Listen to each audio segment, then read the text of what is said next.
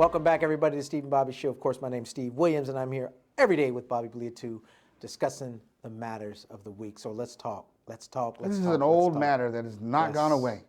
And this is something we've been battling almost a year now. Mm-hmm. And it's that COVID-19. It is a bad situation that we are in. And you showed me the death count today, and I could not believe it was that high.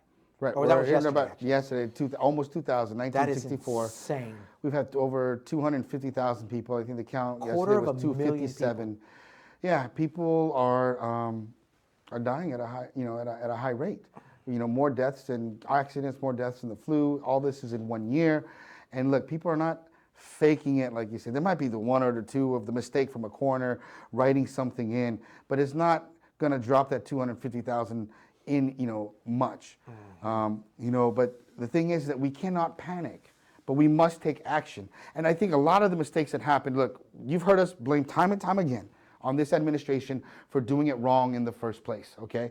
For not taking action in the very beginning. But we can't go backwards now.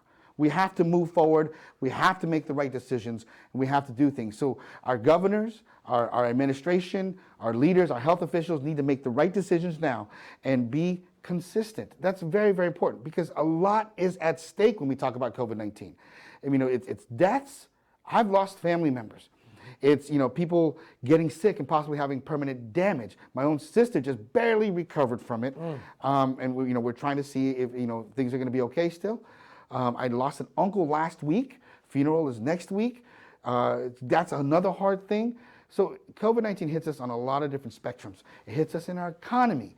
So it's not a comfortable thing to talk about because every time you talk about it, it's as if you always have to put a priority on it. Mm-hmm. And so, we have to get something done, have a plan so we can all prepare together for that plan.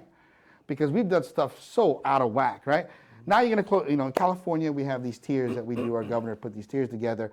And in most of California, we just moved back to tiers. So we're near like shutdown again. And people are going to be losing business again. People are not going to have the money. And we've seen that they're probably not going to do another stimulus, And so it's like, okay, glad you did a stimulus before. You did the PPP program. Mm-hmm. It's all gone. And we didn't do it. Obviously, we didn't do it right because we're still in this predicament. We're not getting better than any other countries. We're still the worst. So, it's like, what are we going to do to get out of this situation, right? And I don't know about you, but I believe in this. Although we have our governors and elected officials doing things, we have clinics like mine and our other health officials and everything else trying to do things in the community.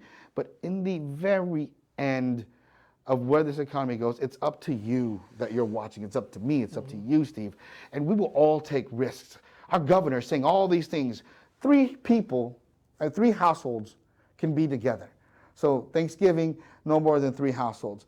And that sometimes it was just one immediate family. If you got 3 kids that live in different areas or 3 different addresses and they're your kids, you invite all 3 over, you're breaking this recommendation that they're making. It's ridiculous because if you don't know, Governor Newsom got caught doing the same thing, breaking the same rule, right?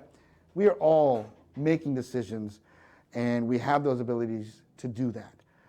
We need to be safe and be real about it. That's the honest truth. You get sick, but don't give it to other people. Please take responsibility for yourself. That's what every group actually believes in. Yeah. Okay? Every group believes in that. Every group. So I want you guys to take a look at this video. We're going to discuss it on the other side so you get kind of an idea of where we're at. In the U.S., worst-case scenarios are becoming real life in some places. With cases accelerating fast and with no strategy from President Trump, mayors and governors are imposing new restrictions, but community spread is already so rampant in some cities, hospitals are overwhelmed, and doctors are being forced to decide who gets treatment and who does not. In El Paso, Texas, the grim job of transporting the dead has fallen to prisoners. They load bodies into refrigerated trailers. There aren't enough healthcare workers to do the job. In state after state, hospitals are at or near capacity. Doctors may soon face tough choices about who to treat. Right now, the trajectory of increase in the number of cases per day is astronomical. It is extreme. The record number of hospitalizations today is the result of infections from 2 weeks ago. 2 weeks from now, the situation could be apocalyptic. We do know what's coming. We're seeing so many cases day over day that unless definitive steps are taken to interrupt the transmission cycle, exceeding capacity is a mathematical inevitability. So we're in a pretty bad position right now because there's just no plan. And when you know the administration solely they're only it's just like just a vaccine. That's it. That's their only plan. That's their only strategy. We're going to just do the vaccine instead of doing multiple strategies to work conclusively with each other. They're just like, okay, we're hoping that the vaccine works, and that's it. And we're waiting. And we're waiting. And we're waiting. And we're waiting. And I've called it from, I can't say the very beginning, but the near beginning. When our strategy really, you could see it, was that a vaccine will be coming, right?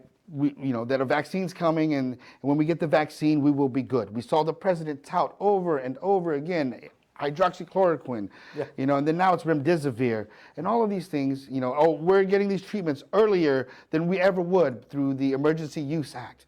And all of this testing and everything that's happening, it's great that we can have those conversations, but we have to turn them into real plans so we can implement them correctly.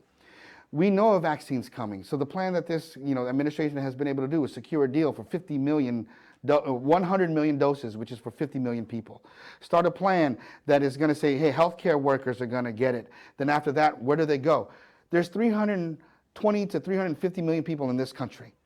What's going to happen to the rest? How are we going to get those out? Who's going to administer them, right? And so the plans that have come out have been kind of ridiculous, I think, because they leave for a lot of room for mistakes. But I've always also called Congress out to come up with a plan to make sure this is affordable. Biden has made the promise that this is going to be free for everybody, but Pfizer has not said we're going to sell it to you after the 100 million doses. Right? They're not a part of Operation Warp Speed. Okay. The other organization that was part of Operation Warp Speed has an option to buy after the 100 million doses. Right? So it's like we have a lot of work to do. Congress hasn't passed the legislation to make sure that these vaccines are affordable and that providers, primary care providers, can actually house these items. Pharmacies can't house these items. You have to be big groups like Walgreens or Walmart or CVS to be able to buy these freezers that can actually house these vaccines. So it's a huge problem. They need to get together and work on it. But when our leaders are doing nothing, what does that tell us as constituents? Oh, I guess we don't have to do anything either. So all of these laws are for naught. Let's get out there. And this is how bad it is, guys. I know I'm talking a lot here, Steve, but I've really been affected by this, and this has really been killing me. No, this is very important. Like I said, my uncle passed away.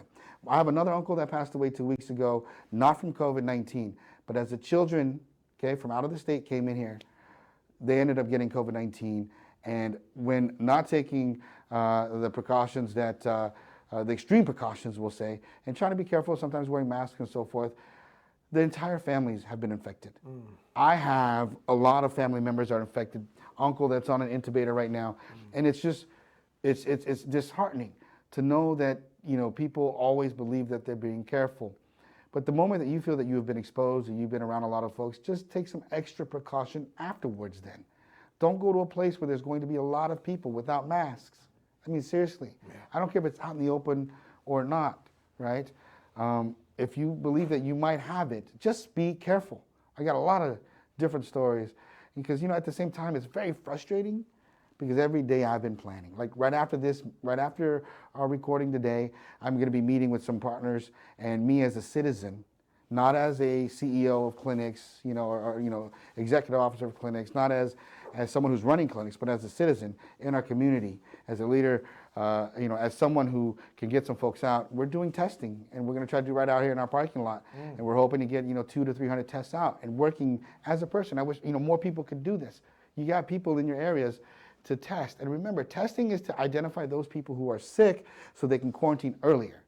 Because I can tell you, I got some stories too where people knew that they might have been exposed, that they were in close contact, that they were sharing cups, and they got tested, and while they were waiting for the results, still went out to other parties, and they became super spreaders. Be responsible, okay? So get people to test, all right? So just make sure you're doing it because it's Thanksgiving next week. People are going to get together. I don't care what rules are out there. People are getting together. We got sheriffs who are not going to arrest folks or give fines. They're not going to support these rules that are here in this state. People are going to have businesses open. So, I mean, if you're careful, washing your hands, doing all that stuff, and believing that it's dangerous, it doesn't mean you have to lock yourself in a closet. It just means think and be safe. Yeah, these are the things that you know, I'm pretty sure. I mean, I don't know about y'all, but just like we've all been hit personally with this COVID. This COVID is serious, and you guys have to just take it serious. Really, it's out there. It's realistic. It's killed 250,000 people. It's killed 250,000 Americans by itself. Completely separate from the flu. You know, I know there was people, well, you know, the flu kills this many. Yeah, well, that's the flu that kills that many. Now we have a COVID-19 that's killing that many. So just because it's less or more doesn't matter. You have a separate situation. Flu doesn't even come close. Well, I'm just saying. Yeah, I know. Yeah, you're right, actually. It's 30-some thousand, isn't it? 30 to so, 40. Yeah, I don't even know why I made I mean, that a high number comparison. might be 60, but But the fact that here is, I mean, that was the comparison they were using in the beginning. Remember that? That there's no, the flu, we got the flu, people die of the flu, and now they can't use that no more, right? So 250,000 people is a lot of families. That's a lot of families. There are families that have been wiped out, completely wiped, entire family, where there was just a brother that was left in Indiana. That's it. Mom, dad, 2 sisters passed away. Only him lived. He got COVID too, but he was the only one that lived. And it was because they went into a family gathering. I think it was on 4th of July, and they all got it. Everybody got it. His whole family got wiped out. There were like 6 or 7 throughout his his extended family that died from it. This stuff's serious. You know, just I mean, it's every day I'm tuning in, or you're watching something where somebody going crazy over the fact of wearing a mask, or going just insane kind of crap that they're doing. It's insane. But anyway. yeah, so I mean, look, if you want to take the risks, I do, you do. Yeah. We take the risks. You're going to take the risk. That's fine. But don't be the person that is going to go and infect the other folks. Just be careful in those situations, because these big events that are happening, that's where a lot of people are catching them. The funerals, the people who want to have weddings, the people who want to have birthday parties. It's okay, right? You know, follow the law, but if you're going to break it, whatever you're doing, I'm leaving that to you, but you be careful. I mean, it sucks to have to wear a mask at a Thanksgiving dinner when everyone's just kicking back and not eating it. But you probably should wear a mask, and if you don't mind catching it, that's fine. But if you've been around other events like this, and you got people who've been hiding and in seclusion, make sure they wear masks. Give them the mask. But you know, if you've been around, you wear the mask too, okay? Because that's going to help stop spreading it. And watch your distance. But I know it's hard. It's very, very hard. Just be cognizant of that, all right? Just you know, have hand sanitizer around. I mean, you understand how germs spread. Treat it seriously. And I think a lot of folks who do treat it very seriously are the ones who really are not getting it. And I don't mean the people who are locking themselves in a closet. I mean the people who are out and about. I have to be moving around everywhere. And, you know, I say, yeah, I'm probably going to be getting it, right? I'm probably going to be getting it. But the family functions and all this stuff, I'm not really going out. You know, these meetings So have to far, happen. you've I'm tested there. negative, huh? Yeah. But, you know, knock on wood, I don't. But if I do, you know, I can tell you this, I'm not going to go around and going to big events and talking to folks up close to them and tell them they're dumb and speak right to them in their mouth without a mask. I'm going to have one and hopefully not give it out. You know, just every little bit you can do, right? I'm not asking you to chain yourself up. We're not asking you to, you know, ruin your whole entire life. But just be safe. Be safe, okay? And you tell other people to be safe. Because as we open, you got to remember, when you say the word open, you move to the next tier, people start to relax a little. All the precautions they took when they were in shutdown, they let go when it opened. If you're one of those people saying, I got to open up shop, and you opened up shop and told people, see, it wasn't, you know, this wouldn't happen. It happened, guys. You got your wish on opening in California. We opened it open, and it got worse. It got worse. The proof's in the pudding. You want the data? Look at it. Look at the data. It's right there. No one's faking it. Okay? My family members that died, my family members that were in the hospital, trust me, they didn't want to be there. When you're talking to somebody and they can't make it 10 feet without gasping for air, that's real. And when it's your family member, it hits you right in the gut. It does. Okay, so And- remember and, that. And remember that the effect of that is that a majority of those people that were sick of COVID-19 died alone, by themselves in a hospital, alone. Right, and it's not just COVID-19; it's everybody. Yeah, because everything, any sickness, anything in a hospital, you're secluded. You can't go in and you can't, you know what I mean? And dying alone, dying from COVID-19 is bad enough, but dying with no one on your side, no one there, that is horrific. It is horrible to die in that way. And it's not just, again, COVID-19. When my uncle passed, I told you, Yeah. and the kids got it. My uncle passed from a brain aneurysm. And when he was shipped from one hospital that couldn't do the neurosurgery, and he moved over to another one, they weren't letting us in. Couldn't go in. And I was telling them, look, a decision may have to be made. It's a brain aneurysm. It's a severe one. Decisions have to be made. Let my aunt in, right? My aunt can't speak English, so let someone go with her. Interpret. And that's it. We don't need to be there. I mean, we want to be there, but we can't. And it ended up being a Zoom goodbye, okay? And saying goodbye on Zoom, it sucks. It sucks. It does. It really does. If you haven't gone through it, I hope you never do. But that's what's happening. And so you don't want to do that. And it's not just COVID. It's everything. You go to the hospital, you are on your own. You are on your own. And it is not fun. Anyway, I appreciate you guys for tuning into the Mad Talk TV studios. These things are important to discuss. That's why we talk about them every week here at the Steve and Bobby Show. Just remember to be safe, people.